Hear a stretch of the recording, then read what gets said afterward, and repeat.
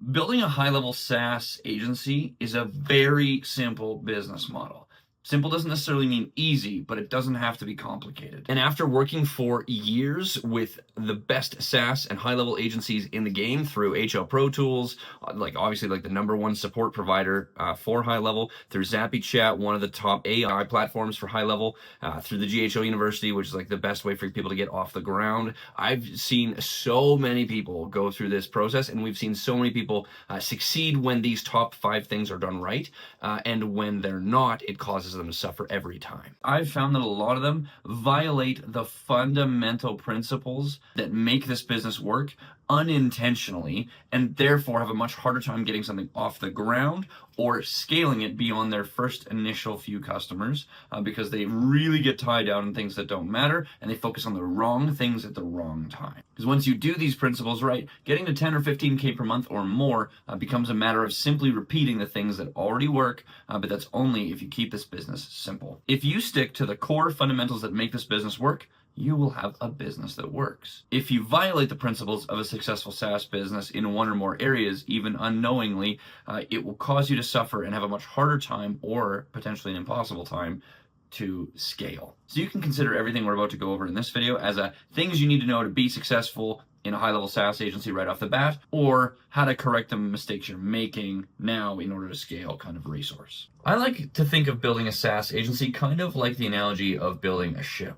Most people think their problem is they just need more wind, something external, or more speed, which is kind of like saying I need more leads, or I need more sales. But if your ship has holes in the bottom of it, it's really not going anywhere. It doesn't really matter how hard you row, doesn't matter how big your sail is. If you've got holes and your ship is taking on water, you'll be burnt out before you get anywhere.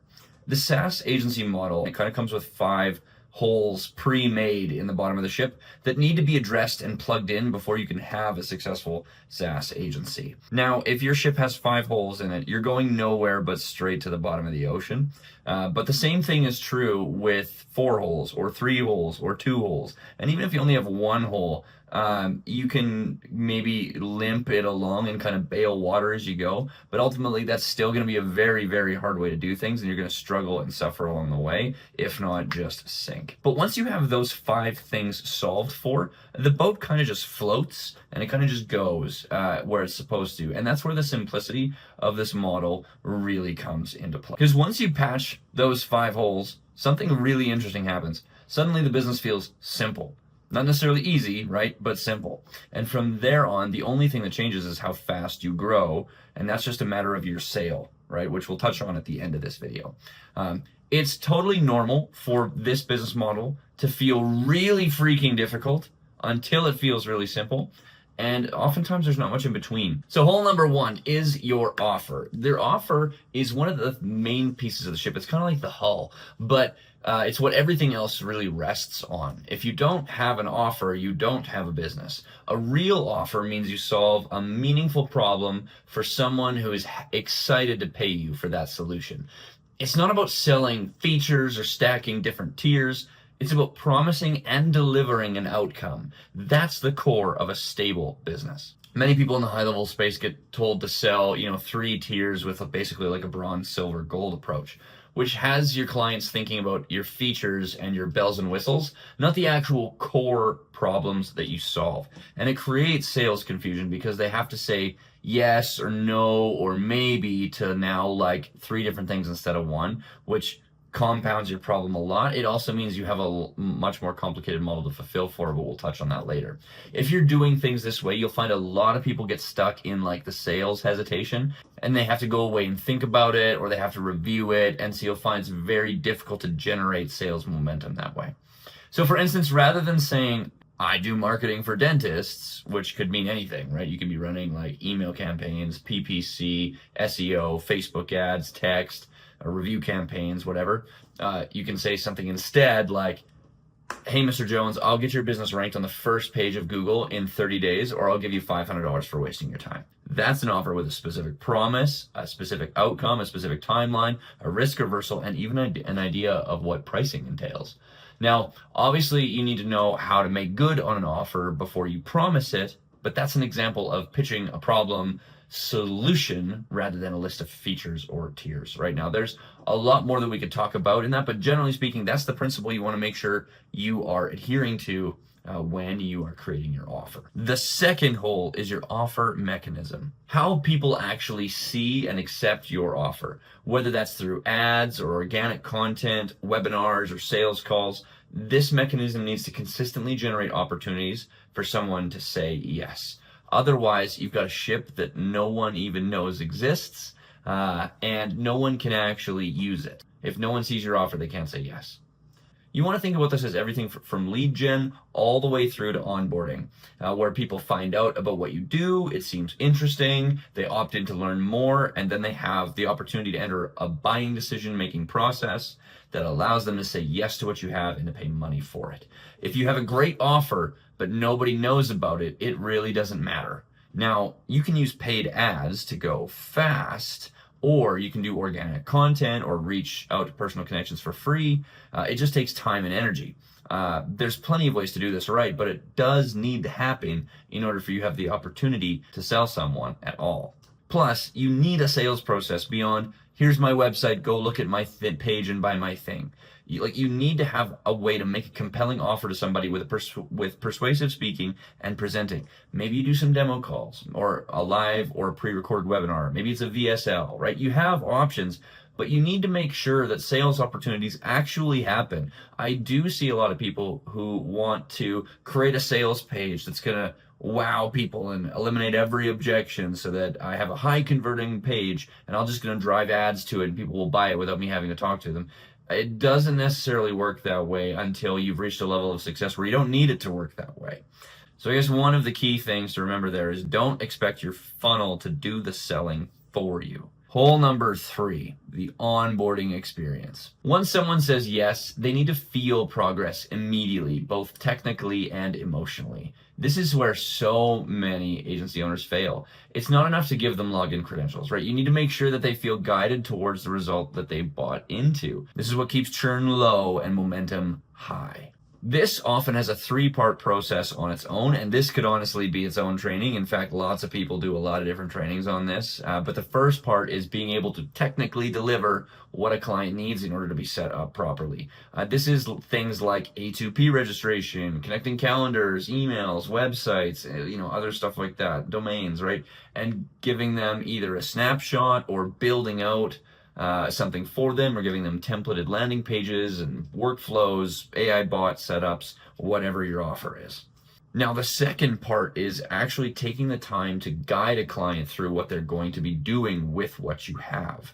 Now, obviously, this depends on your offer, but if a client is going to be interacting with the contacts tab regularly, they should see it and get a walkthrough of it so that they know exactly what they're probably supposed to be doing and going to most of the time in order to get maximum value out of what you've given them.